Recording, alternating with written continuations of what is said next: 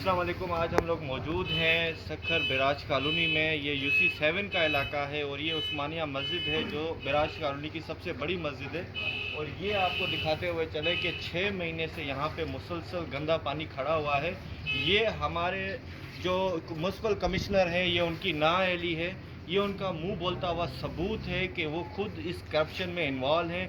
वो इस सखर को गंदा करने में खुद इन्वॉल्व हैं। चाहे एडमिनिस्ट्रेटर सखर हो, चाहे म्युनिसिपल कमिश्नर हो, सारे इसमें मुलविस हैं। ये पूरा शहर सखर हमारा जो है वो गंदा हुआ इस टाइम नहीं है। तो सिर्फ सखर की इंतज़ामिया नहीं है, सखर की इंतज़ामिया ने सिर्फ़ और सिर्फ मफलूज बनाया हुआ है सखर को। ये दिखाया गया है कि सखर जो है वो सिर्फ सियासी रहनुमाओं के साथ चल सकता है।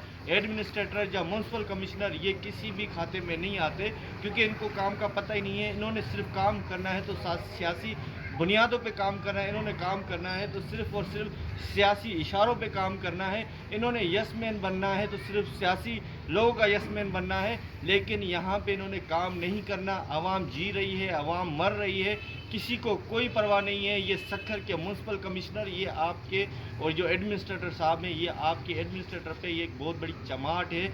ये देखें, आपके एक पूरा मोहल्ला गंदा हुआ है। और इसमें जो है अली हसन शेख जो एडमिनिस्ट्रेटर है वो इसको लुक आफ्टर कर रहे हैं। वो इस यूसी के चहीते भी हैं, वो इस यूसी को लुक आफ्टर भी करते हैं। और मोहम्मद अली शेख साहब कहते हैं कि जी वो बहुत अच्छा काम कर रहे हैं। देखें ये काम क्या है, ये आप लोगों के सामने ही है। बहुत शुक्रिया। अच्छा, आज